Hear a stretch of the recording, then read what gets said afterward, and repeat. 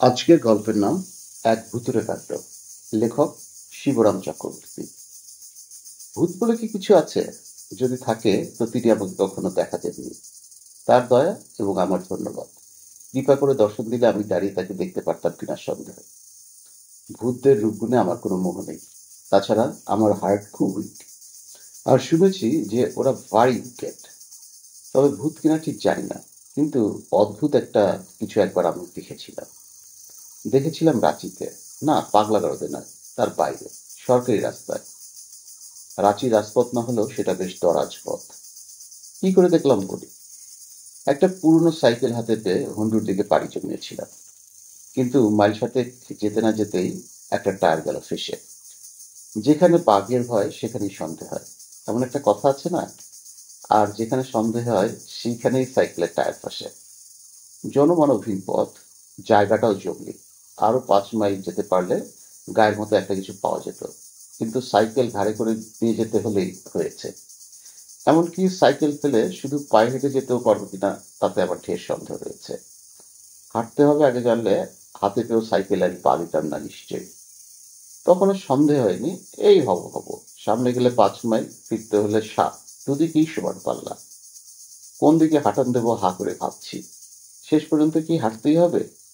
এই এক প্রশ্ন প্রায় আধ ঘন্টা ধরে পুনঃ পুনঃ আমার মনস্ফোটে উদিত হয়েছে। আর এর একমাত্র উত্তর আমি দিয়েছি, না বাবা, প্রাণ থাকতে নয়। অবশ্যই এরকম স্থানে আর হীন অবস্থায় প্রাণ বেশিক্ষণ থাকবে কিনা সেটা প্রশ্নের বিষয় ছিল। সন্ধে উতরে গিয়ে পাকা চাঁদের ফিকে আলো দেখা দিয়েছে। সেদিন পর্যন্ত এধারে পাখির উপদ্রব শোনা গেছিল। কখন হালুম শুনবো কে জানে। তবু চিরদিনই আমি আশাবাদী। অমাবস্যার সমাধান আছে, আর আমার সমস্যার সমাধান হবে না? কিছু না কিছু নিশ্চয়ই ঘটবে। অচিরেই ঘটল বলে 2-1 মিনিটের অপেক্ষা কেবল, এবং সেই অপূরণীয় সুযোগ নিয়ে সহজেই আমি উদ্ধার লাভ করব। এইরকমটা ঘটেই থাকে, এতে বিস্ময়ের কিছু ছিল না। কত গল্পের বইয়ের এরূপ ঘটতে দেখা গেছে। আমার নিজের কত গল্প এরকম দেখেছি, তার ইয়াত্তা নেই। আর স্বয়ং লেখক হয়ে আমি নিজে বিপদের মুখে পড়েছি বলে ভয় পাবো সেই ঘটনাটা ঘটবে না? তা হতে পারে না। কোনো গল্পের নায়ক কি কখনো বাঘের পেটে গেছে? তবে একজন গল্প লেখকই বা কোন দুঃখে যাবে শুনি। সেই অবশ্যম্ভাবী মুহূর্তের অপেক্ষায় আরো আধা ঘন্টা কাটালাম। অবশেষে একটা ঘটনার মতো দেখা দিল বটে। একখানা লরি, খুব জোরেও নয় আস্তেও নয়, আসতে দেখা গেল সেই পথে। রাঁচির দিকে যাচ্ছিল লরিটা। আমার টর্চ বাতিটা জ্বালিয়ে দিয়ে প্রাণপণে ঘোরাতে লাগলাম। শীতের রাত, ফিকে চাঁদের আলো, তার উপর কুয়াশার পর্দা পড়েছে। এই ঘোরালে আবহাওয়ার মধ্যে আমার আলোর ঘূর্ণিপাক লরির ড্রাইভার দেখতে পেলে হয়। লরিটা এসে পৌঁছলো, এলো একেবারে সামনাসামনি। মুহূর্তের জন্যই এলো, কিন্তু মুহূর্তের জন্য থামলো না। যেমন এলো তেমনি চলে গেল নিজের আবেগে। রাস্তার বাঁক ঘুরে অদৃশ্য হয়ে গেল মুহূর্তের মধ্যে। অনর্থক কেবল টর্চটাকে আর নিজেকে টর্চার করলাম। আলোর আন্দোলন করতে গিয়ে হাত ব্যথা হয়ে গেছিল। ছ্যাঁ ছ্যাঁ, লরিওয়ালারা কি কানা হয়ে লরি চালায় নাকি? যেরকম তারা মানুষ চাপা দেয়, তাতে বিচিত্র কিছু নয়। শেষটা কি হাঁটাই আছে কপালে? এই ঝাপসা আলো আর কুয়াশার মধ্যে সাইকেল টেনে পাক্কা 7 মাইলের ধাক্কা। ভাবতেই আমার বুক দূর দূর করতে থাকে। তার চেয়ে বাঘের পেটের মধ্যে দিয়ে স্বর্গে যাওয়া ঢের শর্টকাট হবে। না না, কোথাও যেতে হবে না, বাঘের পেটেও নয়। কিছু না কিছু একটা হতে বাধ্য, অনেক বিলম্বেই হচ্ছে। আর 1 মিনিটের অপেক্ষা কেবল। এর মধ্যে কুয়াশা আরো জমেছে, চাঁদের আলো ফিকে হয়ে এসেছে আরো। আমি নিজেকে প্রাণপণে প্রবোধ দিচ্ছি। এমন সময় দুটো হলদে রঙের চোখ কুয়াশা ভেদ করে আসতে দেখা গেল। বাঘ নাকি? না, বাঘ নয়। দুই চোখের অতখানি ফারাক থেকেই বোঝা যায় বাঘের দৃষ্টিভঙ্গি তো ওরকম উদার হতে পারে না। আবার আমি বাহুবলে টর্চ ঘোরাতে লাগলাম। ছোট্ট একটা বেবি স্টিল, তারই কটাক্ষ। আস্তে আস্তে আসছিল গাড়িটা, এত আস্তে যে মানুষ পা চালালে বোধ হয় উচ্চে জোরে চলতে পারে। আস্তে আস্তে গাড়িটা আমার সামনে এসে পড়লো। আমি হাঁপাম, এই! কিন্তু গাড়িটার থামবার কোনো লক্ষণ নেই। তেমনি মন্থর গতিতে ঘুরিয়ে চলতে লাগলো। আমার পাশ কাটিয়ে যাবার দুর্লক্ষণ দেখে আমি মরিয়া হয়ে উঠলাম। না, আর দেরি করা চলে না, এক্ষুনি কিছু একটা করে ফেলা চাই। এসপার ওসপার যা হোক, গাড়ি মালিকের না হয় ভদ্রতা রক্ষা করার প্রয়োজন নেই, কিন্তু আমাকে তো আত্মরক্ষা করতে হবে। অগত্যা আগামন গাড়ির গায়ে গিয়ে পড়লাম। দরজার হ্যান্ডেল ঘুরিয়ে ঢুকে পড়লাম ভেতরে। চলন্ত গাড়িতে ওঠা সহজ নয়, নিরাপদ নয়, কিন্তু কি করব? 1 মিনিটের সময় নষ্ট করার ছিল তার। কায়দা করে উঠতে হলো কোনো গতিকে। কে জানে, এই হয়তো সশরীরে রাঁচি ফেরার শেষ সুযোগ। সাইকেলটা রাস্তার ধারে ধরাশয়ী হয়ে থাকলো। যাকে কি করা যাবে? নিতান্তই যদি রাত্রে বাঘের পেটে না যায়, বাঘরা কি সাইকেল খেতে ভালোবাসে? মনে মনে ভাবলাম, কাল সকালে উদ্ধার করা যাবে। সাইকেলের মালিককে আগামীকাল একসময় জানালেই হবে। বেশি বলতে হবে না, খবর দেওয়া মাত্র আমার 14 পুরুষের শ্রাদ্ধ করে তিনি নিজে এসে নিয়ে যাবেন। ছোট্ট গাড়ির ভেতর যতটা আরাম করে বসা যায় বসেছি। বসে ড্রাইভারকে লক্ষ্য করে বলতে গেছি, আমার লালপুরার মোড়টা নামিয়ে দেবেন, তাহলেই হবে। ডাক্তার যদি গোপালের বাড়ির বলতে বলতে আমার গলার স্বর উবে গেল। বক্তব্যের বাকিটা উচ্চারিত হলো না। আমি হাঁ করে তাকিয়ে থাকলাম। আমার 2 চোখ ঠিকরে বেরিয়ে আসতে চাইল। আমার শার্টের কলার মনে হলো যেন আমার গলার চারধারে ধারে চেপে বসেছে। হাত তুলে যে গলার কাছটা আলগা করবো সে ক্ষমতা নেই। আঙুলগুলো অব্দি অবশ। সেই শীতের রাত্রেও সারা গায়ে আমার ঘাম দেখা দিয়েছে। যেখানটায় ড্রাইভার থাকবার কথা সেখানে কেউ নেই। একদম ফাঁকা। আমি তাকিয়ে দেখলাম, জীব আমার টাকরায় আটকে ছিল। কয়েক মিনিট বাদে সেখান থেকে নামলে বাকশক্তি ফিরে পেলাম। ভূত ভূত ছাড়া আর কিছু না। আপনা থেকে আমার মুখ থেকে বেরিয়ে গেল। আমার কথায় ভূত যে কর্ণপাত করলো তা মনে হলো না। বে ড্রাইভার গাড়ি যেমন চলছিল তেমনি চলতে লাগলো। প্রথমে আমার মনে হলো নেমে পড়ি গাড়ির থেকে, কিন্তু তারপর সমস্ত পথটা হেঁটে মরতে হবে এই কথা ভাবতেই ভূতের মারও তার চেয়ে ঠেরছে বলে মনে হলো। আমরা নামের প্রথমার্ধ ভূত ভাবন, আর বাকি অর্ধেক ভূত ধাবন। কাজেই ভূতের ভয় আমাদের থাকলেও ভাবনা তেমন ছিল না।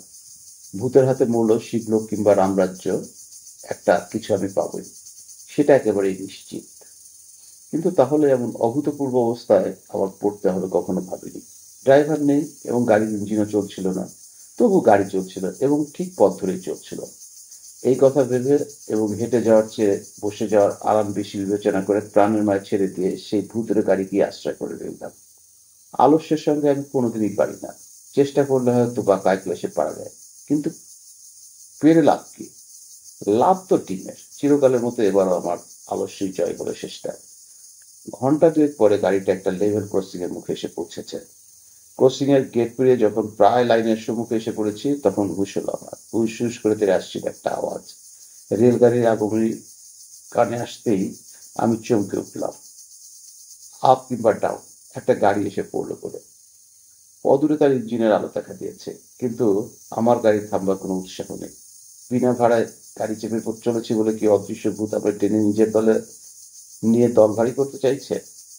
নিঃশব্দ রাত্রির শান্তি ভঙ্গ করে গম গম করতে করতে ছুটে আসছিল ট্রেনটা। তার জ্বলন্ত চোখে বিদ্যুতের হাতছানি। আমার গাড়ির হাতলটা কোথায়? এক্ষুনি যে জমালার রথ থেকে নেমে পড়া দরকার। আরেক মুহূর্ত দেরি হলেই হয়েছে। কোনোরকম দরজা খুলে তো বেরিয়েছি। আমিও নেমেছি আর আমার গাড়িও থেমেছে। আর সঙ্গে সঙ্গে সামনে দিয়ে রেলগাড়িটাও গর্জন করতে করতে বেরিয়ে গেছে। কয়েক মুহূর্তের জন্য আমার সম্বিত ছিল না। হুশ হুশ করে ট্রেনটা চলে যাওয়ার পর আমার হুশ এলো। না, মারা যায়নি। হুঁশিয়ারকে দেখলাম জলযাত্রা রয়েছি এখনো, এবং মোটর গাড়িটাও আবার চুরমার হয়নি। আমার পাশেই ছবির মতন দাঁড়িয়ে আমার এবং মোটরটার টিকে থাকা একটা চূড়ান্ত রহস্য মনে হচ্ছে।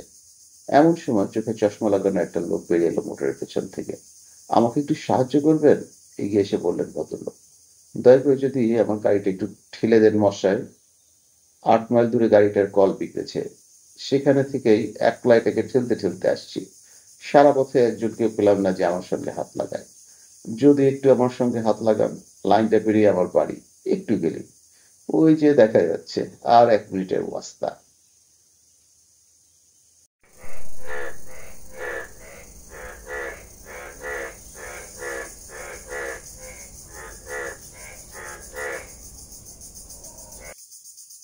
আজকে আমি প্রমথ চৌধুরীর ফার্স্ট ক্লাস ভূত গল্পটি পড়ব।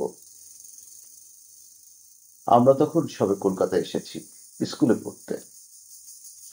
কলকাতা স্কুল যে মফস্বল স্কুলের চেয়ে খুব ভালো সে বিশ্বাসে নয়, কারণ স্কুল সব জায়গাতেই সমান। আমরা এসেছিলাম ম্যালেরিয়ার হাত থেকে উদ্ধার পেতে। আমরা আসার মাস 3 পরে হঠাৎ সারদা দাদা এসে আমাদের অতিথি হল। সারদা দাদা কি হিসেবে আমাদের দাদা হতেন তা আমি জানি না। তার বাড়ি আমাদের গ্রামে না। দেশ তার যেখানেই হোক, সেখানে তার বাড়ি ছিল না। তিনি সংসারে ভেসে বেড়াতেন। আমাদের অঞ্চলে সেকালে উইয়ে ঢিবির মতো দেদার জমিদার বাড়ি ছিল। আর তাদের সঙ্গে তার একটা না একটা সম্পর্ক ছিল। সম্পর্ক যে কি তাও তিনি জানতেন না। কিন্তু এর ওর বাড়িতে অতিথি হয়েই তিনি জীবনযাপন করতেন। আর সব জায়গাতেই তিনি আদর যত্ন পেতেন। তিনি এক ব্রাহ্মণ। তার উপর কথাবার্তায় ও ব্যবহারে ছিলেন ভদ্রলোক। তাই তিনি দাদা হন, মামা হন, দূর সম্পর্কের শালা হন, ভগ্নিপতি হন, সকলেই তাকে অতিথি করতে প্রস্তুত ছিলেন। টাকা তিনি কারো কাছ থেকে চাইতেন না। তার নাকি কাশিতে একটা বিধবা আত্মীয়া ছিলেন, আবশ্যক হলে তার কাছ থেকেই টাকা পেতেন। সে মহিলাটির নাম সুখদা। সুখদা নাকি ঢের টাকা ছিল, আর সন্তানেদের কিছু ছিল না। তাই সুখদার আপনার লোক বলে তার মানও ছিল। শারদাদার আগমনে আমরা ছেলেরা খুব খুশি হলুম। যদিও ইতিপূর্বে তাকে কখনো দেখিনি, তার নামও শুনিনি। আমাদের মনে হলো তার সঙ্গে কথাবার্তায় বেশ ভালোই লাগবে। কলকাতায় আমাদের কোনো আত্মীয় স্বজনও ছিল না, কোনো বন্ধু বান্ধবও ছিল না, যার সঙ্গে দুটো কথা বলে সময় কাটানো যায়। আর স্কুল সহপাঠীদের সঙ্গে গল্প করে চমৎকৃত হতুম না, কারণ সেকালে কলকাতায় ছেলেদের কথাবার্তার রস কলকাতার দুধের মধ্যে ছিল, নেহাত জল। সারদাদা রোজ সন্ধ্যাবেলায় আমাদের দেদার গল্প বলতেন। জীবনে তিনি যা দেখেছেন তারই গল্প। মা অবশ্য আমাদের সতর্ক করে দিয়েছিলেন যে সারদাদা যে বলে এবং যা বলে তার ১৬ আনাই মিথ্যে। কিন্তু তাতে আমরা ভড়কাইনি, কেননা মিথ্যা কথা আদালতে চলে না, কিন্তু গল্পে দিবারাত্র চলে। সে যাই হোক, সারদা দাদা বেশিরভাগ ভূতের গল্প বলতেন। তিনি সে কথা আমার মার কাছে ফাঁস করেননি। শুনেছি বাবার কাছে প্রিয় তামাকওয়ালা দাদার কাছে নিত্য ভূতের গল্প করত। ফলে দাদা নাকি রাত্রিরে এ ঘর থেকে ও ঘরে যেতে ভয় পেতেন। তারপর বাবা তার প্রিয় তামাকওয়ালার বাড়ি।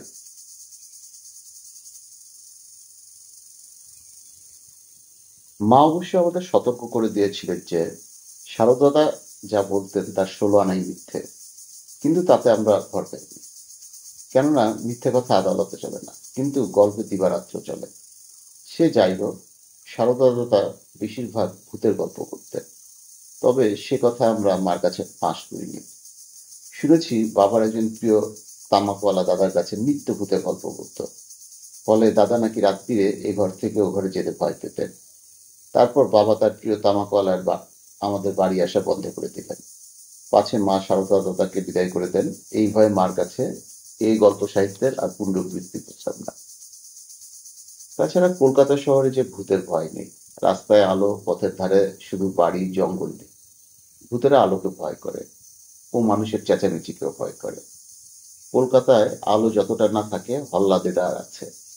অত হট্টগোলের মধ্যে ভূত আসে না।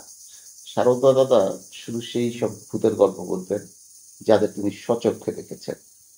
আমি তাকে একদিন জিজ্ঞেস করলাম, আপনি তো শুধু পাড়া গিয়ে ভূতের গল্প করেন, আপনি কি কখনো সাহেব ভূত দেখেননি? সারদা দাদা উত্তর করলেন, দেখবো কোত্থেকে? সাহেবরা তো এদেশে আর পড়েন না, না মরলে তারা ভূত হবে কি করে? দেখো, ট্রেনে এত বড় বড় কলিশান হয়, যাতে হাজার হাজার বেশি লোক মরে, কিন্তু তাতে কোনো সাহেব মরেছে এমন কথা কি কখনো শুনেছ? তবে এত গোরস্থানে কারা পোতা আছে? সব ফিরিঙ্গি। তবে দু চারজন সাহায্য মরে না এমন কথা বলছি না, কিন্তু যারা ভূত হয় তাদের আমরা দেখা পাই না। কেন? এদেশে তারা গাছেও থাকে না, পায়ে হেঁটেও বেড়ায় না। তারা ট্রেনের ফার্স্ট ক্লাস গাড়িতে চলে বেড়ায়, আর ফিরিঙ্গি ভূতেরা সেকেন্ড ক্লাস গাড়িতে। তবে একবার একজনের দেখা পেয়েছিল, আর তার হাতে যে সাজা শাস্তি পেয়েছিল তা আর বলবার কথা নয়। আজকেও মনে হলে কান্না পায়। আমরা সেই সাহেব ভূতের গল্প শুনতে চাই। সারদাদা একটা দীর্ঘ নিঃশ্বাস ফেলে বললেন, আচ্ছা বলছি শোনো, কিন্তু এ গল্প যেন আর কাউকে বলো না। কেন? কি জানি, আবার যদি মানহানির মামলায় পড়ে যায়। মরা লোকেরাও মানহানির মামলা করে জরিমানা হয়, জেলও হয়। আবার জেল খাটতে আমার ইচ্ছে নেই। এরপর সারদাদা বললেন, আমি একবার কলকাতা থেকে কাশি যাচ্ছিলাম। হাওড়া স্টেশনে যখন পৌঁছলুম তখন গাড়ি ছাড়ে ছাড়ে। তাই একটা খালি ফার্স্ট ক্লাস গাড়িতে উঠে পড়লো এই মনে করে যে পরের স্টেশনে নেমে থার্ড ক্লাসে ঢুকবো। গাড়ি তো ছাড়লো, অমনি বাথরুম থেকে একটি সাহেব বেরিয়ে এলো। ঝাড়া 6.5 ফুট লম্বা, মুখ রক্তবর্ণ, চোখ গুগলির মতো, আর তার সর্বাঙ্গে বেজায় মদের গন্ধ বেরোচ্ছে, আর সে বিলেতি মদে। সে ঘরে ঢুকেই বললে, কালো আদমি নিচু যাও। আমার তখন ভয়ে নাড়ি ছেড়ে গেছে। আমি কাঁপতে কাঁপতে বললুম, হুজুর আগে কি করে নিচু জায়গা, दूसरा स्टेशन में उतर जाएगा। তিনি বললেন, ও नहीं हो सकता, तुम्हारा कपड़ा बहुत मैला और तुम्हारा देह में बहुत बदबू, गोसल खाना में जाके तुम्हारा कपड़ा उतार के गसल करो और वहीं बैठा रखो। हम चला जाने से तुम गसल खाना से निकले हो, हम जो बोलता वही करो। जनता हम लोग को बड़ो साहेब है। আমি প্রাণের দায়ে হুজুর যা বললেন তাই করলো। অর্থাৎ স্নানের ঘরে গিয়ে বিবস্ত্র হয়ে সেই শীতের রাত্রিরে স্নান করলো। অমনি একটা দমকা হাওয়া এসে আমার কাপড় চোপড় উড়িয়ে কোথায় নিয়ে গেল। আমি বিবস্ত্র হয়ে ভিজে গায়ে গোসলখানাতেই বসে রইল। আর সাহেব তার কামরায় হুটুপুটি করতে লাগলেন। ও মধ্যে মধ্যে চিৎকার করে আমার প্রতি শুয়োর, গাধা, উল্লুক প্রভৃতির প্রিয় সম্ভাষণ করতে লাগলেন। আমি নীরবে সব গালিগালাজ হজম করলুম। প্রায় ঘন্টাখানেক এইভাবে কেটে গেল। আমি ভিজে গায়ে হি হি করে কাঁপছি, সর্বাঙ্গে এক টুকরো কাপড় নেই। আর পাশের ঘরে বড় সাহেব মদ খাচ্ছেন ও লাফ পাচ্ছেন। মাঝে মধ্যে গাড়ি হঠাৎ মিনিটখানিক থামলো, ক্লিক করে একটা আওয়াজ হলো, সিটকেনি খুলবার আওয়াজ। তারপর গাড়ি ফের চলতে লাগলো। পাশের ঘরে টু শব্দ নেই। তাই আমি স্নানের ঘর থেকে বেরিয়ে সে ঘরে যাবার চেষ্টা করলুম। ও সর্বনাশ! বড় সাহেব স্নানের ঘরে দুয়ারে সিটকেনি টেনে বন্ধ করে দিয়েছেন। আমি সেই অন্ধকূপের ভিতর আটকে থাকলাম। আধ ঘন্টা পর গাড়ি বর্ধমান এসে পৌঁছল। আর আমি বাথরুমের জানলাতে মুখ বাড়িয়ে যা থাকে কপালে ভেবে কুলি কুলি বলে চিৎকার করতে লাগলো। তারপর একদিন কুলি এসে সিটকিনি খুলে আলো জেলে আমাকে বিভ্রষ্ট অবস্থায় থেকে ভূত ভেবে ভয়ে ভয়ে পালিয়ে গেল। শেষটা স্টেশন বাবু এসে বললেন, ভূত নেই হ্যাঁ, চোর হ্যাঁ। বলাতে কুলিরা পাশের ঘরে ঢুকে আমাকে মারতে মারতে আধ মরা করে প্ল্যাটফর্মের উপর টেনে নিয়ে গেল। স্টেশন বাবু বললেন, শীঘ্র ওকে একটা কাপড় পরিয়ে দে। একজন আমাকে একটা ছেঁড়া কাপড় দিল। সেই কাপড় পরে আমি স্টেশন বাবুকে সব কথা বললুম। তিনি বললেন যে রেলের বড় সাহেব এখন সিমলায়। তাছাড়া এই ট্রেনে কোনো সাহেব আসেনি, কোথাও নেমেও যায়নি। এখন বুঝলুম যার হাতে আমি নাস্তানাবুদ হয়েছি সে সাহেব নয়, সাহেবের ভূত। তারপরে স্টেশন বাবু আমাকে থানায় পাঠিয়ে দিলেন। সেখানেও প্রথমে এক পত্তন মার হলো, তারপর দারোগা বাবুর জেরা। যা ঘটেছিল সব তাকে বলল। তিনি ভূতের কথায় বিশ্বাস করলেন, কেননা তিনি একটি পেতনির হাতে পড়ে বেজায় নাজেহাল হয়েছিলেন। তারপর দিন দারোগা বাবু আমাকে আদালতে হাজির করলেন। আমার অপরাধ নাকি গুরুতর, আর অবিলম্বে আমার বিচার হওয়া চাই। হাকিম বাবু ছিলেন অতিশয় ভদ্রলোক, উপরন্তু উচ্চ শিক্ষিত। তিনি গাড়িতে ভূতের উপদ্রবের কথা সম্পূর্ণ বিশ্বাস করলেন। কিন্তু ভগবানের দোহাই ও ভূতের দোহাই ইংরেজের আদালতে চলে না। ভগবান ও ভূত এ দুইয়ের অস্তিত্ব বেআইনি। অগত্যা তিনি আমাকে 1 মাসের মেয়াদে জেলে দিলেন। আমার অপরাধ বিনা টিকিটে বিনা বসনে ফার্স্ট ক্লাস গাড়িতে গাঁজা খেয়ে ভ্রমণ। তারপর আমাকে সতর্ক করে দিলেন এই বলে যে, গাঁজা খাও তো খেও, কিন্তু গাঁজায় দম দিয়ে আর কখনো বিনা টিকিটে ট্রেনে চলো না। বিশেষত তৈলঙ্গ স্বামী সেজে ফার্স্ট ক্লাসে তো নয়। আমি বললাম, হুজুর গাঁজা আমি খাইনি। তিনি বললেন, গাঁজাখোর বলেই তো তোমাকে লঘুদণ্ড দিল, নইলে তোমাকে দায়রা সোপর্দ করতো। এখন তোমরা শহুরে ভূতের গল্প তো শুনলে, এর চেয়ে পাড়াগাঁয়ের ভূতেরা অনেক ভালো। আমাদের এমন সব গল্প পেতে চাইলে সাবস্ক্রাইব বা লাইক বাটনে ক্লিক করে আমাদের সাথে থাকুন।